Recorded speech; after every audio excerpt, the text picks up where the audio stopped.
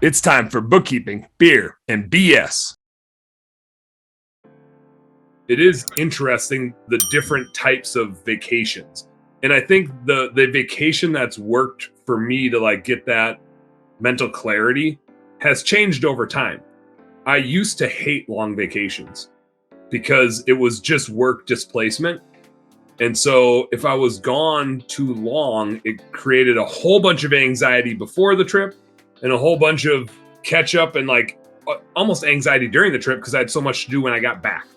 And so short, 3 to 4 days with like a long weekend was always perfect because I could handle that on either end, right? But being gone for a week almost made me not like the vacation.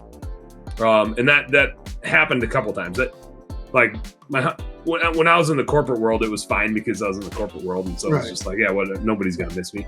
But especially as like a small business owner, it's on you, right? And it was more stressful. As we've grown our admin service company, it's been a little bit easier for me to be able to like check out for a week. I'd still like when you and I would be walleye fishing, like we'd still be like on our phones doing our things. And so we still had reception. And I still have a hard time. And this is just like me. And I think it's a lot of us, right? Like I still have a hard time being gone for a week, but once I'm there for a couple days, like I don't think about work. Yep. Like it just doesn't even cross my mind. Part of it is I think it's an active vacation. And then there's active vacations and passive vacations. And I think active vacations where you endeavor on something, like when we're out walleye fishing in 5-foot waves, I am not thinking about work because work has no place when you're trying to stay alive. Right.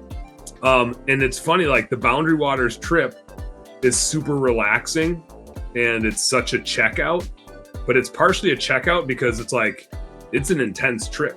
Like it's going to be, now I'll get into like what the layout of this thing looks like. Cause we're not up there.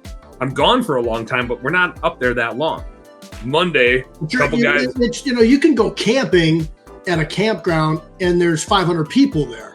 Mm-hmm. You're in the great outdoors or whatever you want to think, but when you're out, air quotes, great outdoors. Right.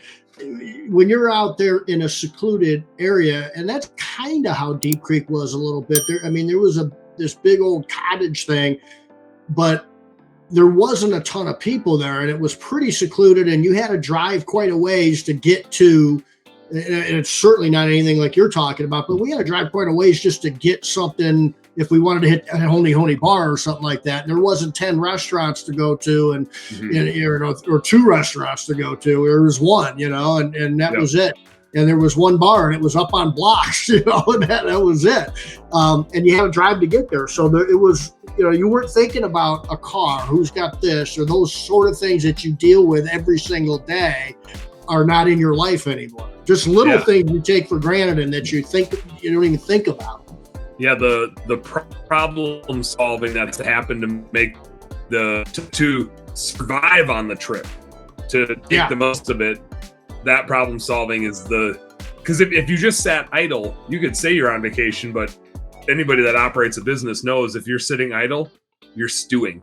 And then you're like creating anxiety about the fact that you're not working on the business, right? Marty gets so annoyed by that. Like if we're sitting somewhere, I can't not start talking about work or doing something on my phone or whatever the case is, because you can't, like, your brain is trained to like start problem solving. And if you don't throw a bunch of other problems at it, it's going to go to the problems that you face every single day. With the Boundary Waters, like every part of it, it's super enjoyable. There's no complaining. Even I didn't tell the story about me getting capsized in 40-degree water with a frown, right? Like, it's type 2 fun, as Steve Ranella would say. It's like you're creating the memories that you will never forget. There will not be a time where I see moose and we aren't like, hey, remember when we freaking took a dip in 40-degree water? It's like doing a polar plunge without the charity. Hey, what's up, business nerd? Thank you so much for tuning in. I hope you learned a heck of a lot watching that episode.